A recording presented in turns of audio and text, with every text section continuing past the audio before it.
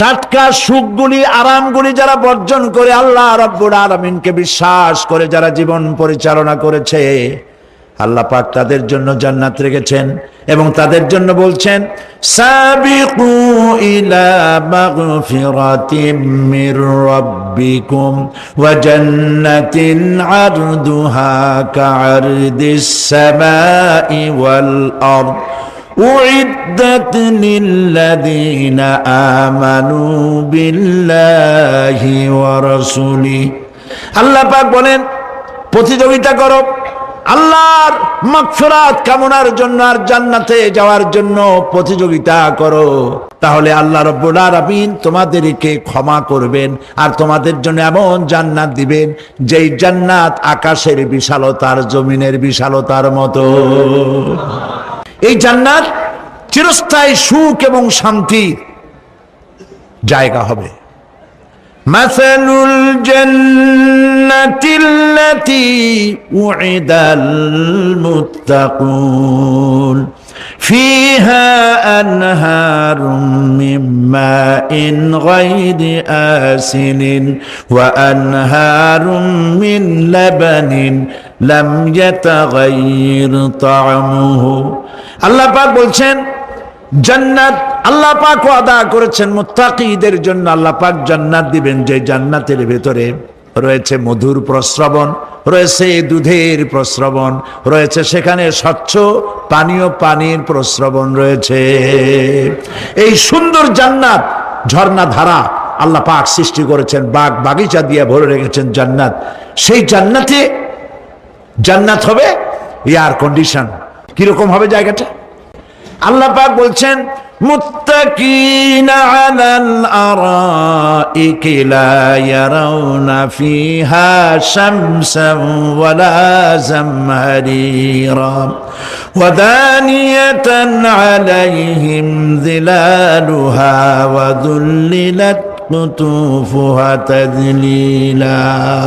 আল্লাহ পাক এমন জান্নাত রেখেছেন, সেই আল্লাহ পাক সেই জান্নাতের ভিতরে জান্নাতীরা ঠেস লাগায়া মুখোমুখি অবস্থায় তারা সেখানে বসবে, আর জান্নাতীদের মনের মধ্যে কোনো দুঃখ থাকবে না, পেরেশানি থাকবে না। পৃথিবীতে মানুষের দুঃখ থাকে, পেরেশানি থাকে, সেখানে কোনো দুঃখ আর পেরেশানি থাকবে না। সেই জায়গাটা হবে শীতাতপ নিয়ন্ত্রিত, না শীত না গরম, চির বসন্ত বিরাজ করবে। জান্নাতীরা সেখানে থাকবে।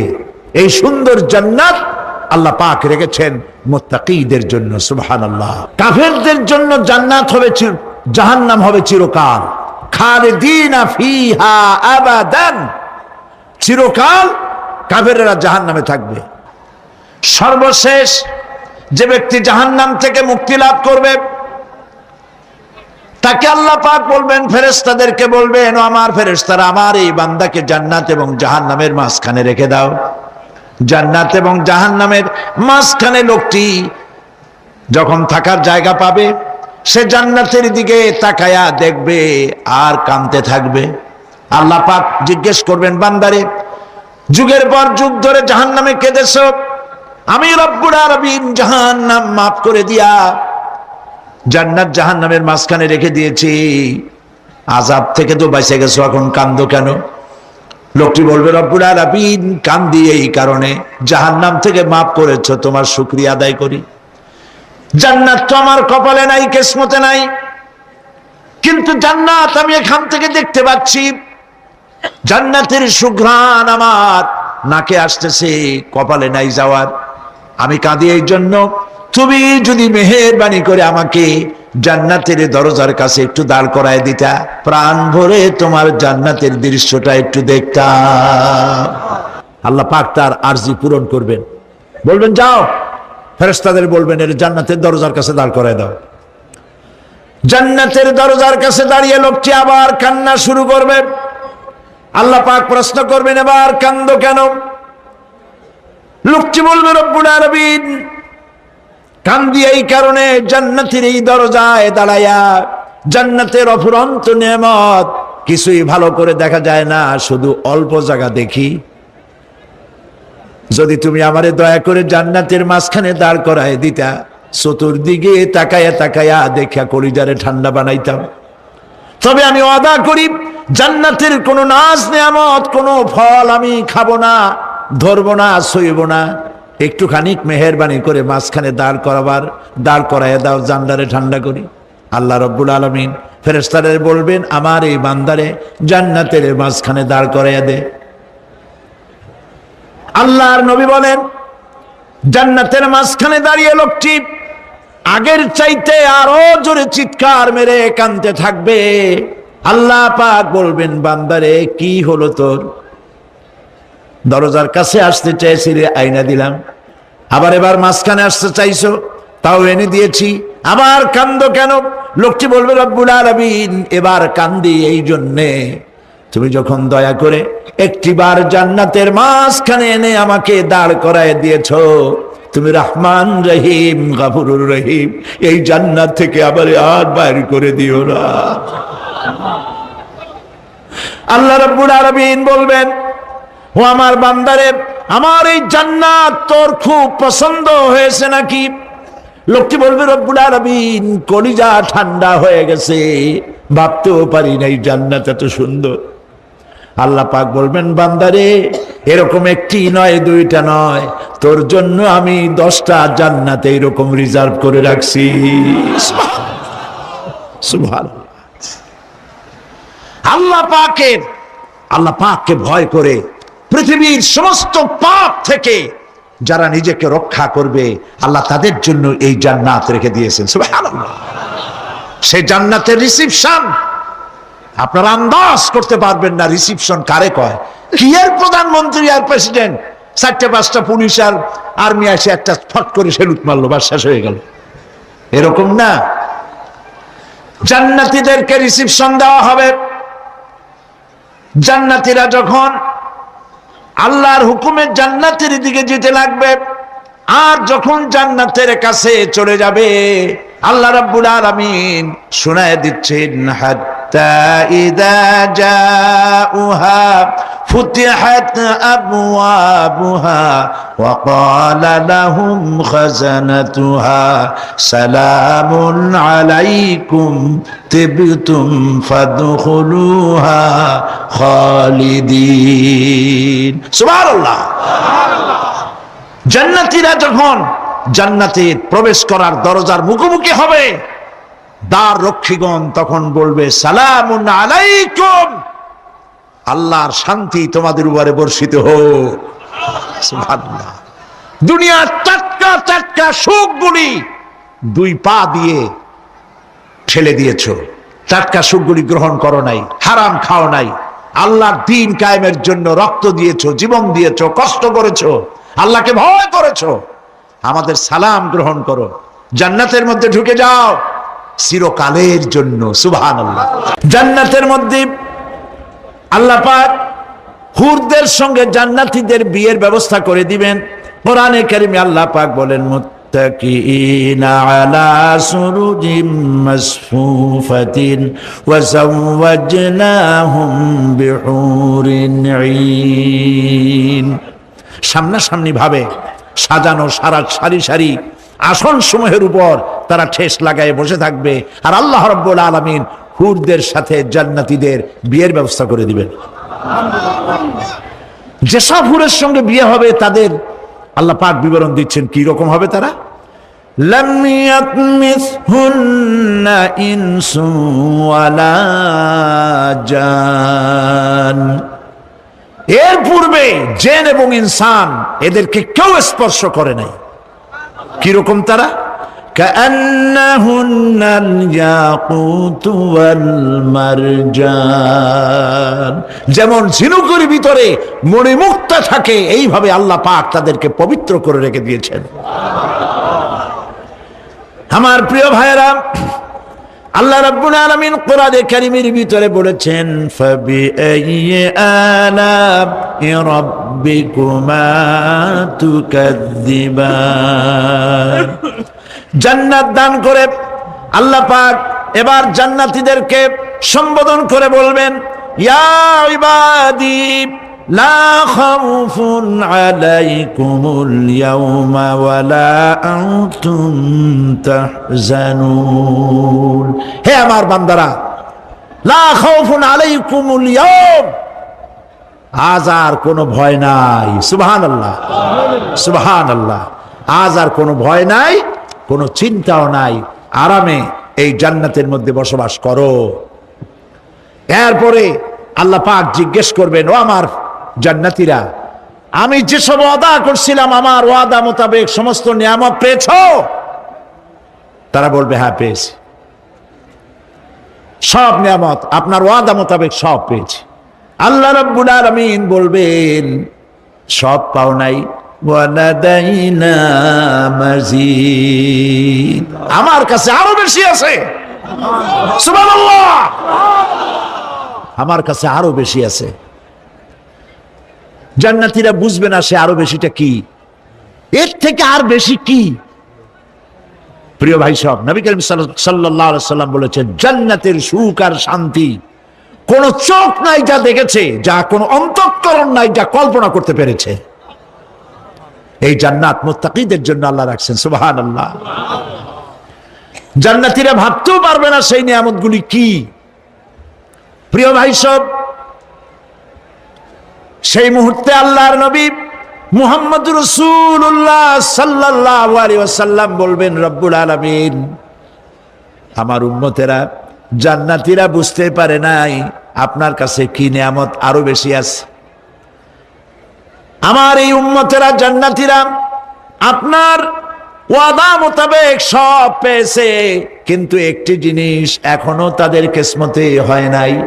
সে জিনিসটা হলো, যারা তার রবকে না দেখে শুধু কোরআন আর হাদিসের কথা শুনে আরবের ঘুম হারাম করে তাহাজ্জুদের নামাজ আদায় করেছিল, চোখের পানি ফেলেছিল, যারা জান্নাত দেখে নাই, জাহান্নাম দেখে নাই, আপনাকে ভয় করে যারা জীবন পরিচালনা করেছিল, যারা আপনাকে দেখে নাই, না দেখে শুধু কোরআন হাদিস বিশ্বাস করে যারা অকাতরে নিজেদের জীবন বিলায় দিয়েছিল, এই জান্নাতীরা এখন পর্যন্ত তার রবকে দেখতে পারে নাই।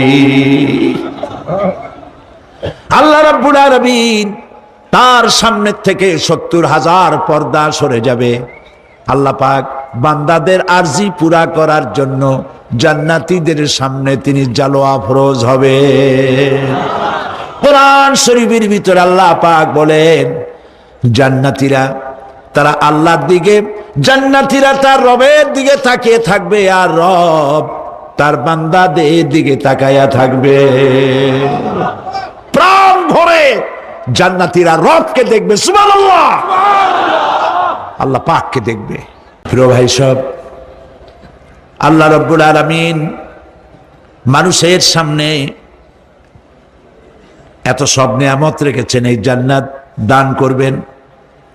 এরপরে আল্লাহ রাব্বুল আলামিন কোরআনে কারীমের মধ্যে বলেছেন, রব্বিস সামাওয়াতি ওয়াল আরদি ওয়া মা বাইনাহুমার রাহমানি লা ইয়ামলিকুনা মিনহু খিতাবা। এসব পুরস্কার রয়েছে তোমাদের সেই রবের পক্ষ থেকে যিনি আকাশ আর জমিনের মালিক। সুবহানাল্লাহ বলবেন না? যার সামনে কথা বলার ক্ষমতা কারো হবে না। এটি একটি মারাত্মক কথা। কিয়ামতের দিন আল্লাহর দরবারে কেউ কথা বলতে পারবে না আল্লাহর নির্দেশ ছাড়া। মনে থাকবে এটা। আয়াতুল কুরসির ভিতরে আমরা পড়ি, মান যাল্লাযী ইয়াশফাউ ইনদাহু ইল্লা বিইযনিহি। আল্লাহ পাক বলেছেন, কিয়ামতের দিন আল্লাহর দরবারে কার সাহস আছে কথা বলতে পারে? মান যাল্লাযী ইয়াশফাউ ইনদাহু ইল্লা বিইযনিহি। আল্লাহর অর্ডার ছাড়া, হুকুম ছাড়া আল্লাহর সামনে কথা বলার সেদিন কেউ থাকবে না। সুবহানাল্লাহ, কেউ কথা বলতে পারবে না। সুপারিশ করতে হবে, আল্লাহ যারে বলেন তুমি করো, অমুকের জন্য করো, সেই ব্যক্তি শুধু তার জন্যই করতে পারবে, আর কেউ কথা বলতে পারবে না। সেই কঠিন হাসরের ময়দান, যেদিন শুধুমাত্র আল্লাহ পাক কথা বলবেন, আর যারে বলতে বলবেন সেই কেবলমাত্র বলতে পারবে। সুপারিশ এটি আল্লাহ পাক কিয়ামতে পারমিশন দিলে বলা যাবে। হযরত ইব্রাহিম আলাইহিস সালাম কিয়ামতের দিন তার নিজের পিতা সম্পর্কে সুপারিশ করবেন। রব্বুল আলামিন, আমার আব্বার জন্য সুপারিশ করতেছি, মেহেরবানি করে জাহান্নাম থেকে তারে আপনি রক্ষা করুন। আল্লাহ রব্বুল আলামিন বলবেন, ইব্রাহিম তোমার সুপারিশ মঞ্জুর হবে না। প্রিয় ভাই সব, একটু মাথা খাটান, চিন্তা করেন। উলুল আযম পয়গম্বর, জাতির পিতা। কে জাতির পিতা? চিল্লায় বলুন, কলিজা সাফ করে ফেলুন। মুসলমানদের জাতির পিতা হাফিজ হাবি কেউ হতে পারে না।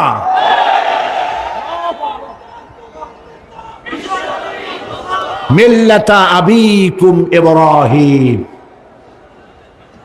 ইব্রাহিম আলাইহিস সালাম এই মিল্লাতের পিতা। সুবহানাল্লাহ। হযরত ইব্রাহিম আলাইহিস সালাম কিয়ামতের দিন বলবেন, আল্লাহ আমার আব্বার জন্য সুপারিশ করছি। আল্লাহ পাক বলবেন মঞ্জুর হবে না। আসর তোমার পিতা হতে পারে, কিন্তু আমার খলিলকে আগুনে ফেলার জন্য নমরুদকে সে সহযোগিতা করেছে, আমি তোমার পিতাকে ক্ষমা করব না। নবী করিম সাল্লাল্লাহু আলাইহি সাল্লামকে সাহাবায়ে কেরাম জিজ্ঞেস করেছেন, হে রাসূল, আপনার আব্বা এবং আম্মার অবস্থা কি হবে? নবী করিম সাল্লাল্লাহু আলাইহি সাল্লাম কেঁদে ফেলেছেন, সব বলেছেন, আমি তাদের কোনো উপকারে আসব না। আল্লাহু আকবার। আপনি মনে করছেন নাকি যে ইয়া নবী সালাম আলাইকা বলি অমনি নবী সুপারিশ পাবেন? এত সহজ। কতগুলা রসগোল্লা খাইলেন আর বড় একটা মিছিল করলেন আর অমনি চলে যাবেন? পৃথিবীর সব মানুষ, সাহাবায়ে কেরাম বাদ দেন, পৃথিবীর সমস্ত মানুষ একত্রিত হয়ে আবু তালেব রাসূলুল্লাহকে যে ভালোবেসেছেন, ওর 1000 ভাগের 1 ভাগও সারা দুনিয়ার মানুষ রাসূলুল্লাহকেই ভালোবাসতে পারবে? পারবে? নিজের ছেলে আলীকে, আলী রাদিয়াল্লাহু তাআলা আনহুকে আলাদায় বিছানায় শোয়াইয়া, ছোট্ট মানুষ হযরত আলী আলাদা জায়গায় রাখিয়া মুহাম্মদুর রাসূলুল্লাহ সাল্লাল্লাহু আলাইহি ওয়াসাল্লাম এতিম মানুষ তারে কলিজার সাথে বুকের মধ্যে আশ্রয় দিয়ে আগলে রেখেছেন বুক ভরে। সেই আবু তালেব মৃত্যুর সময় নবী করিম সাল্লাল্লাহু আলাইহি ওয়াসাল্লাম বলেছিলেন, চাচা একটি বার আমার কানে তাওহীদের কালেমা শোনায় দেন। আবু তালেব, তার কিসমতে ছিল না কালেমা। মরে যাওয়ার পর একজন সাহাবী বলেছিলেন, ইয়া রাসূলুল্লাহ, মৃত্যুর সময় আবু তালেবের মুখ আমি নড়তে দেখেছি, তিনি কালেমা পড়েছেন সম্ভবত। রাসূলুল্লাহ সাফ বলেছেন, আমি শুনি নাই। এত ভালোবাসার পরেও হাদিস শরীফে এসেছে আবু তালেব জাহান্নামে যাবে। কোথায় যাবে? জাহান্নামে। সবচাইতে কম আযাব হবে কার? আবু তালেবের। কম আযাবটা কি? হাদিস শরীফে এসেছে কম আযাব হলো জাহান্নামের আগুন দিয়ে এক জোড়া জুতা তৈরি করে আবু তালেবের পায়ে পরিয়ে দেওয়া হবে। সেই জাহান্নামের আগুনের তৈরি করা জুতার তাপে আবু তালেবের মাথা বক করে বউ পড়তে লাগবে। এত ভালোবেসে যদি কিয়ামতে উপায় না হয়, আপনি ইয়া নবী সালাম আলাইকা, ইয়া রাসূল সালাম আলাইকা, আর কতগুলা জিলাপি খাইলেন, বড় একটা মিছিল করলেন। প্রিয় ভাই সব, এইসব বিদআত ছাড়ুন, এগুলি সুস্পষ্ট বিদআত। রাসূলুল্লাহকে ভালোবাসবেন, সাহাবীরা যেভাবে ভালোবেসেছেন ওইভাবে ভালোবাসবেন। আল্লাহ রাব্বুল আলামিন বলেন, যালিকাল ইয়াউমুল হক ফামান শাআ আত্তাখাযা ইলা রাব্বিহি মাআবা। এই দিনটি অবশ্যই আসবে, সেদিনটি নিশ্চিতভাবে আসবে। আর এখন যার ইচ্ছা সে তার রবের দিকে অগ্রসর হোক। ইন্না أنذرناكم عذابا قريبا يوم ينظر المرء ما قدمت يداه ويقول الكافر يا ليتني كنت ترابا إنا أنذرناكم عذابا قريبا খুব নিকটবর্তী একটি আযাব সম্পর্কে আমি তোমাদেরকে সতর্ক করে দিলাম। কে বলতেছেন? আল্লাহ পাক। লক্ষ্য করুন আল্লাহ কি বলছেন, খুব নিকটবর্তী একটি কঠিন শাস্তি আযাব অর্থাৎ কিয়ামত, এ সম্পর্কে আমি তোমাদেরকে সতর্ক করে দিলাম। ইয়াউমা ইয়ানজুরুল মারউ মা কদ্দামাত ইয়াদা, সেদিন প্রত্যেকটি লোক যা সে পাঠিয়ে দিয়েছিল এখানে অর্থাৎ যা করেছিল সেগুলি সে দেখতে পাবে।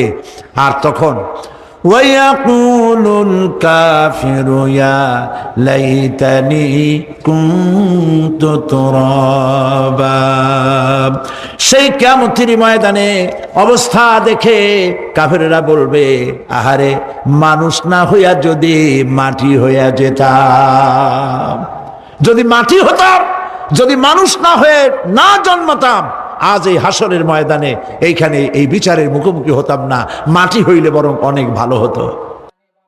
এই পৃথিবীতে আমরা এসেছি, চলে যাব, যাওয়ার আগে এই কোরআন একটি বিশাল জনগোষ্ঠী এমন বানাতে চেয়েছে যে জনগোষ্ঠী এই কোরআন দিয়ে একটি বিশাল সমাজ গড়বে, রাষ্ট্র গড়বে, এমন রাষ্ট্র গড়বে যেই রাষ্ট্রে দুঃখ থাকবে না, অশান্তি থাকবে না, যেখানে সুখ থাকবে, সমৃদ্ধি থাকবে, আর কিয়ামতের দিন আল্লাহর জান্নাতে তারা চলে যাবে। প্রিয় ভাই সব, কিয়ামতের দিন আমরা যেতে চাই জান্নাতে। কোথায় যেতে চাই বলেন? ফাকালা রাব্বুকুম উদউনি আস্তাজিব লাকুম, তোমার রব বলেছে আমারে ডাকো, আমি ডাকের সাড়া দিয়ে দেব। সুবহানাল্লাহ। আর আল্লাহ বলেছেন আমার ইবাদতের সাথে কাউকে শরীক করবে না। খবরদার। আলাইসাল্লাহু বিকাফিন আবদা, আল্লাহ প্রশ্ন করছেন আলাইসাল্লাহু বিকাফিন আবদা, আমি কি আমার বান্দার জন্য যথেষ্ট নই? চিল্লায় বলুন অবশ্যই যথেষ্ট। আবার বলেন অবশ্যই যথেষ্ট। কলিজা সাফ করে ফেলেন। সম্রাট শাহজাহান, দিল্লির সম্রাট, হাবিজাবি সম্রাট না, দিল্লির সম্রাট, এখন কোথায়? কবরে। সারা ভারতবর্ষ যারে ট্যাক্স দিয়ে নিজেকে সৌভাগ্যবান বলে মনে করত, সে আজ কবরের মধ্যে ভিক্ষুকের মতো সূরা আল-হামদুর মতো একটি সূরার মুহতাজ হয়ে ভিক্ষুকের মতো শুয়ে আছে। সম্রাট শাহজাহান মসজিদে বসে আছে, এক ফকির ঘুরতেছে। লোকেরা কয় ছোটবেলা থেকেই তোমার খয়রাত করতে দেখলাম, ভিক্ষা কি জীবনেও যাবে না তোমার? লোকটি বলছে আমি ভিক্ষা করবো ছাড়া আমার উপায়টা কি? এই লোকটি আমি ভিক্ষা করা ছাড়া করবো কি? লোকেরা তো আমার 60 টাকা 50 টাকা 100 টাকা দেয় না, 4 আনা 5 আনা 1 টাকা এই আমার দেয়, এ দিয়ে আমি বড় লোক হবো কেমন? লোকটি বলছে আচ্ছা দেখো, তুমি তো জায়গা মতো যাইতে পারো নাই, বাদশার কাছে যাও, এমন দেওয়া দেবে জীবনে আর খয়রাত করা লাগবে না। তো বাদশার কাছে কি খয়রাতি যাইতে পারে কোনোদিন? কয় হ্যাঁ এখন পারবা। কেমনে? কয় সম্রাট শাহজাহান এখন একা একা মসজিদে আছেন। তখনকার এসব বাদশারা অনেকে নামাজি ছিলেন, দিনদার ছিলেন। ফকির দরজার কাছে দাঁড়াইয়া দেখতে পাচ্ছে কেউ নাই, দেহরক্ষীরা দূরে দূরে দাঁড়ানো। বাদশাহ মসজিদের ভেতরে বসে হাত তুলে ঝুলতেছে আর কাঁদতেছে, চোখের পানি দিয়া দাঁড়িয়ে ভিজে ভিজে পড়ছে। এই দৃশ্য অনেকক্ষণ দেখলো ফকির। কিছুক্ষণ পর সম্রাট শাহজাহান মসজিদ থেকে বেরিয়ে আসছে। ফকির বলছে আসসালামু আলাইকুম হুজুর। তিনি বললেন ওয়ালাইকুম আসসালাম, চলে গেল। বাদশা বলল আমার কাছে তো কেউ আইসা কিছু না চাইয়া তো যায় না, এরে দেখলাম খয়রাতির মতো কিছু চাইলো না, বেটা ভয় করলো নাকি? আমি এদিকে আসো। আসছে। ভয় পাইছো? কয় না ভয় পাইনি। তো কিছু যে চাইলে না? ফকির বলছে জাহাপানা সত্যিই কিছু চাইতে আসছিলাম, তারপর চাইলে না কেন? ফকির বলছে জাহাপানা সারা জীবন ভিক্ষা করেছি, আর আজ দিল্লির সম্রাটের কাছে বেশি পাওয়ার লোভে এসেছিলাম, কিন্তু আপনার দশা দেখা আমার জ্ঞানের চোখ খুলে গেছে। আমি লক্ষ্য করে দেখলাম আমি সম্রাটের কাছে চাইতে এসেছি, হাত তুলি নাই, বিনয় প্রকাশ করি নাই, চোখের পানি ফেলি নাই, কিন্তু লক্ষ্য করে দেখলাম দিল্লির সম্রাট আমার চাইতেও বড় ভিক্ষুকের মতো। আবার কোন সম্রাটের কাছে হাত তুলে কান্দে? আমার জ্ঞানের চোখ খুলে গিয়েছে, আমি বুঝতে পেরেছি সম্রাট কান্দে যেই সম্রাটের কাছে, তারে ছাড়া আর কারো কাছে জীবনে চাইব না। এই কথাই সূরা ফাতিহায় প্রত্যেক দিন পড়ি, বুঝি না কি পড়ি। ইয়াকা না'বুদু ওয়া ইয়াকা নাস্তাঈন। আয় আল্লাহ, একমাত্র তোমার গোলামি করি আর তোমার কাছে সাহায্য চাই, তুমি ছাড়া কারো কাছে সাহায্য চাই না। কলিজা সাফ করুন। কোন মরা পীর, কোন জিন্দা পীর আপনার মনের আশা পুরা করতে পারবে না, পারবে না, পারবে না। এই জান্নাতে যাওয়ার জন্যে, এই জান্নাতে যাওয়ার জন্য দুইটা কাজ করতে হবে। কয়টা কাজ? আল্লাহ রাব্বুল আলামিন বলেন, ফামান কানা ইয়ারজু লিকাআ রাব্বিহি ফালইআমাল আমালান সালিহান ওয়া লা ইউশরিক বিইবাদাতি রাব্বিহি আহাদা। আল্লাহ পাক বলেন, যে বাজারা আমার সঙ্গে দেখা করতে চায় কিয়ামতে, দুইটা কাজ করা লাগবে। বলেন কয়টা কাজ? একটা হলো নেক আমল। কি আমল বলেন? নেক আমল। নেক আমল কারে বলে? নেক আমল করতে হলে আবার দুইটা শর্ত লাগে। এক নম্বরে কাজটা করতে হবে আল্লাহরে খুশি করার জন্যে। কারে খুশি করার জন্য? একটা মাদ্রাসা বানাইছি যাতে লোকেরা বলে যে বড় একটা মাদ্রাসা বানাইছে, এই জন্য মাদ্রাসা বানাবেন, মসজিদ বানাবেন, হসপিটাল বানাবেন, যা কিছু করেন নিয়ত হবে আল্লাহকে খুশি করা। নিয়ত হবে কারে খুশি করা? আল্লাহ পাককে খুশি করা। এই হলো নেক আমলের প্রথম শর্ত, কাজ হবে আল্লাহকে খুশি করার জন্য। দুই নম্বরে কাজটি হতে হবে সুন্নতে নববী সাল্লাল্লাহু আলাইহি ওয়াসাল্লামের উপরে। মনে থাকবে, দাড়ি রাখবো। কেন রাখবো? রাসূলের সুন্নত। রাখবো কারে খুশি করার জন্য? আল্লাহকে খুশি করার জন্য। রাখবো কার মতো? রবীন্দ্রনাথের মতো, কার্ল মার্কসের মতো, কবির মতো নয়। রাখতে হবে কার মতো? নবীর মতো। বুঝে নেন, কাজটা হতে হবে আল্লাহকে খুশি করার জন্য। দুই নম্বরে কাজটা হতে হবে সুন্নতে নববী সাল্লাল্লাহু আলাইহি ওয়াসাল্লামের উপরে হতে হবে। তাহলে এই হলো এক নম্বর। জান্নাতে যাওয়ার জন্য, আল্লাহর সাথে দেখা করার জন্য এক নম্বরের কাজ হলো নেক আমল। বলেন এক নম্বরের কাজ কি? দুই নম্বরের কাজ ওয়ালা ইউশরিক বিইবাদাতি রাব্বিহি আহাদা। আল্লাহ রাব্বুল আলামিনের ইবাদতের সাথে কাউকে শরীক স্থাপন করা যাবে না। আমরা যারা মুসলমান, অধিকাংশ মুসলমান শিরকের ভিতরে মুবতালা হয়ে আছে। বিশ্বাস করেন কিনা বলেন? কাফেরেরা তো মুশরিক আছেই, ওরা তো মুশরিক আছেই, কিন্তু আমরা মুসলমানেরা আমাদের আমলের মধ্যে, আমাদের অজান্তে সবের নিয়তে অনেক শিরক আমরা করে বসি। নাউজুবিল্লাহ। বলেন নাউজুবিল্লাহ। এই জন্য আমি বারবার সতর্ক করি, নিজেকেও করি, আপনাদেরকেও করি। এই কারণে করি, শিরকের গুনাহ আল্লাহ মাফ করবেন না। ইন্না শিরকা লাযুলমুন আযীম। শিরক মস্ত বড় অপরাধ, জুলম, আল্লাহ মাফ করবেন না। আল্লাহর কাছে কান্দে কান্দে মাপ চাওয়া লাগবে যে আল্লাহ শিরক থেকে আমাকে রক্ষা করো, বাঁচাও। অনেক গোপন শিরক আছে।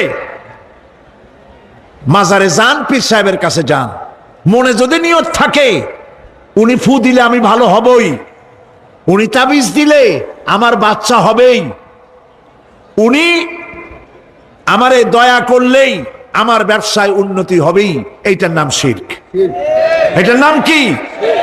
ওয়াইজা সাআলতা ফাসআলিল্লাহ ওয়াইজা ইসতাআনতা ফাসতাইন বিল্লাহ। যা বলার আল্লাহরে বলো, আর যা চাওয়ার কার কাছে চাও? চিল্লায় বলেন। কলিজাটাকে পরিষ্কার করে যান আজকের মাহফিলে। এই কলিজায় কারো প্রতি কোনো ভয় রাখবো না আল্লাহ ছাড়া। ভয় করবো কারে বলেন? মহব্বত আল্লাহ ছাড়া, এত বেশি মহব্বত আর কাউকে করব না। আল্লাহ তাআলা আমাদের কলিজায় তোমার ভয় এবং মহব্বত দিয়ে ভরে দাও। রাসূলের মহব্বত দিয়ে আমাদের দিলকে ভরে দাও। বিশ্বাস করুন ভাই সাহেব, কোরআন শরীফ আমার সামনে, বিশ্বাস করুন, দেশি পীর বিদেশি পীর, খাজা বাবা দেশি এবং বিদেশি, কেউ আপনার ভাগ্য বদলাই দিতে পারবে না। এই পিছনে দৌড়ায় দৌড়ায় কোনো লাভ নয়। এতক্ষণ মসজিদের ভেতরে বসে আল্লাহর কাছে কাঁদেন। আর আজ থেকে কোনো মাজারে টাকা দিবেন না, পয়সা দিবেন না, আগরবাতি দিবেন না, মোমবাতি দিবেন না, গোলাপ পানি দিবেন না। কারা কারা দিবেন না হাত উঁচু করে দেখা। সুবহানাল্লাহ, আলহামদুলিল্লাহ, লা ইলাহা ইল্লাল্লাহ। সুবহানাল্লাহ, আলহামদুলিল্লাহ, লা ইলাহা ইল্লাল্লাহ। সুবহানাল্লাহ, আলহামদুলিল্লাহ, লা ইলাহা ইল্লাল্লাহ, মুহাম্মাদুর রাসূলুল্লাহ। আল্লাহুম্মা আমিন। রব্বানা যালামনা আনফুসানা ওয়া ইন লাম তাগফির লানা ওয়া তারহামনা লানাকুনান্না মিনাল খাসিরিন। রব্বুল আলামিন, তাম পৃথিবীর মাটির নিচে যত মুমিন মুমিনাত শুয়ে আছে, আল্লাহ কবরগুলি কি জান্নাতের টুকরা বানায়া দাও। আয় আল্লাহ তাআলা, এই মুহূর্তে মনে পড়ে গেল আমাদের মা বাপের কথা। রব্বুল আলামিন, আমাদের আব্বা জান কত বছর আগে দুনিয়া থেকে বিদায় হয়ে গেল, নাম ধরে আর কেউ ডাকে না।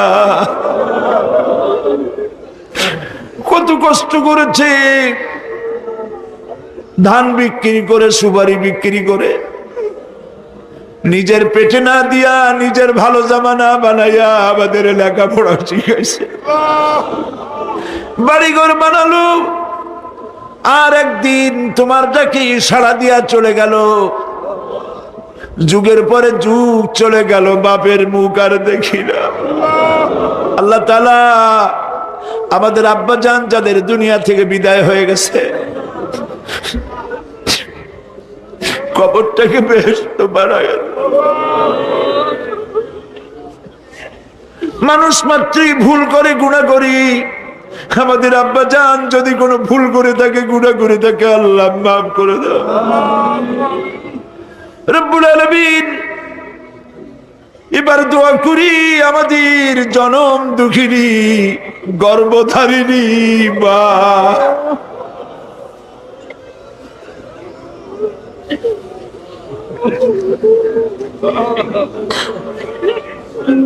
আর 10 মাস ধরে পেটের মধ্যে রেখে কষ্ট করেছে মা, কারো কাছে অভিযোগ করে নাই। সন্তান পেটের মধ্যে বসে মাথা দিয়া হাঁটু দিয়া গুতা দিচ্ছে, মা অভিযোগ করে নাই। ডেলিভারিতে কষ্ট করেছে, 2-2.5 বছর পর্যন্ত বুকের দুধ দিয়া মানুষ বানাইছে, নিজে না খেয়ে আমাদের খাওয়াইছে। কান্না মুখে শত চুমা দিয়া হাসি ফুটাইছে। ওই মা যার বিদায় হয়ে গেল, কবরটাকে জান্নাতের টুকরা বানায়া দাও। রব্বির হামহুমা কামা রব্বায়ানি সগীরা। সবাই পড়েন, রব্বির হামহুমা কামা রব্বায়ানি সগীরা।